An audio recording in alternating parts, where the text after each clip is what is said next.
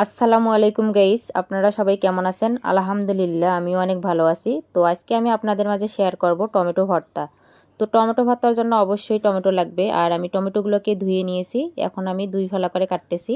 তো আমরা যেহেতু রংপুর এলাকার লোক, সেহেতু আমরা কাটারের মধ্যে কাটি। বটিতে কাটতে পারি, কিন্তু বটিতে তাড়াতাড়ি হয় না, কাটারে তাড়াতাড়ি হয়। এজন্য কাটারে হচ্ছে যে আমি কাটতেছি। ঠিক আছে, তো আপনারাও এভাবে দুই ফালা করে নেবেন। তো এখন আমি টমেটোগুলো ভাজবো, এজন্য কড়াই বসিয়ে নিয়েছি। এর মধ্যে দিয়ে দিচ্ছি সরিষার তেল। আপনারা চাইলে সয়াবিন তেলও ব্যবহার করতে পারেন, তবে আমি বলবো যে সরিষার তেলের মধ্যে ভেজে নেওয়ার চেষ্টা করবেন, তাহলে টমেটো ভর্তার স্বাদটা একটু বেশি হবে।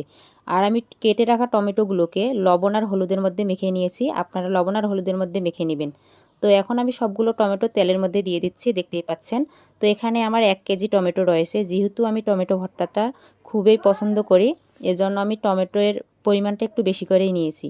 আপনারা চাইলে 4টা 5টা অথবা আপনাদের পরিমাণ মতো টমেটো নিতে পারেন, সেভাবে টমেটো ভর্তাটা করতে পারেন। ঠিক আছে, তো এখন আমি সবগুলো টমেটো হচ্ছে যে দিয়ে দিয়েছি কড়াইয়ের মধ্যে, আর এখন দিয়ে দিচ্ছি ঢাকনা।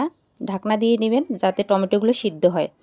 আর দেখতেই পাচ্ছেন আমার টমেটোর মধ্যে হচ্ছে যে বোটাগুলো রয়ে গেছে। বোটাগুলো রাখছি আমি টমেটোর চামড়াগুলো ওঠার জন্য। এটা চামড়াগুলো বোটাগুলো থাকলে আর কি চামড়াগুলো তাড়াতাড়ি উঠিয়ে নেওয়া যায়। তো একটু পর আমি ঢাকনা খুলে টমেটোগুলোকে উল্টিয়ে দিচ্ছি। উল্টিয়ে দেওয়ার পর আমি আবার ঢাকনা দিয়ে ঢেকে দিয়েছিলাম। তো এখন দেখতেই পাচ্ছেন টমেটোগুলো আমার কিন্তু হয়ে গেছে সিদ্ধ। তো আবার আমি টমেটোগুলোকে হচ্ছে যে উল্টিয়ে নিচ্ছি, দেখতেই পাচ্ছেন আপনারা আমার টমেটো সিদ্ধ কিন্তু হয়ে গেছে। এখন আমি চামড়াগুলো তুলে নিচ্ছি টমেটোর। তো আপনারা চাইলে চামড়াগুলো নাও তুলতে পারেন, যেহেতু আমি চামড়া তুলি সেহেতু চামড়াগুলো তুলে ফেললাম। চামড়াগুলো তুললে আর কি টমেটো ভর্তাটার বেশি স্বাদ লাগে। এখন আমি টমেটোর সবগুলো পানি শুকিয়ে নেব চুলার মধ্যে। ঠিক আছে, তো টমেটোগুলো আমি নামিয়ে ফেলছি। এর পর্যায়ে আমি আবার কড়াই বসিয়ে দিলাম, দিয়ে দিলাম সরিষার তেল। এখন আমি দিয়ে দিচ্ছি রসুন আর হচ্ছে যে পেঁয়াজ।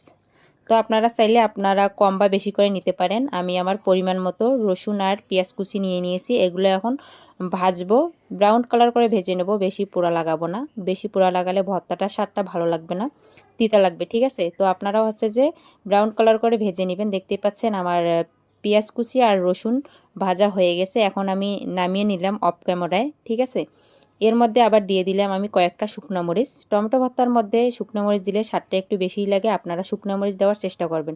আপনারা চাইলে কাঁচা মরিচও দিতে পারেন, তবে আমি বলবো যে শুকনো মরিচ দিলে স্বাদটা বেশিই লাগবে। তো আমার শুকনো মরিচও ভাজা শেষ। এখন আমি শুকনো মরিচ, পেঁয়াজ ও রসুন লবণ দিয়ে বেটে নেব। দেখতেই পাচ্ছেন আমি স্টিলের গ্লাসের মাধ্যমে সবগুলোকে বেটে নিচ্ছি। তো হাত দিয়ে যদি বেটে নিই তাহলে হাত জ্বালাপোড়া করবে, এজন্য আমি স্টিলের গ্লাস ব্যবহার করি। আপনারা চাইলে শিলবাটার মধ্যে বেটে নিতে পারেন। তো দেখতেই পাচ্ছেন আমার বাটা শেষ সবগুলোই। তো এই পর্যায়ে আমি এখন দিয়ে দেব টমেটোগুলোকে। ঠিক আছে, তো হাত জ্বালাপোড়া করার জন্য আপনারা স্টিলের গ্লাস অথবা শিলবাটার মধ্যে বেটে নিতে পারেন। ঠিক আছে, তো দেখতেই পাচ্ছেন আমি সবগুলো টমেটো তুলে নিচ্ছি। তো টমেটো নেওয়া শেষ। এখন আমি এগুলোর মধ্যে টমেটোগুলোকে ভালোভাবে মেখে নেব। দেখতেই পাচ্ছেন যেহেতু আমার এক হাতে ক্যামেরা আর এক হাত দিয়ে আমি হচ্ছে যে ভর্তা করতেছি, সেহেতু অফ ক্যামেরায় আমি টমেটোগুলোকে ভালোভাবে মাখিয়ে নিয়েছি।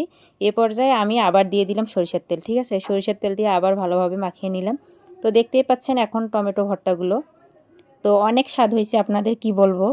আপনারা চাইলে এভাবে বাসায় টমেটো ভর্তা করে খেয়ে দেখতে পারেন, আর অবশ্যই টমেটো ভর্তা করে খেয়ে আমাকে জানাবেন কেমন টেস্ট হয়েছে। তো ধন্যবাদ সবাইকে, সবাই ভালো থাকবেন।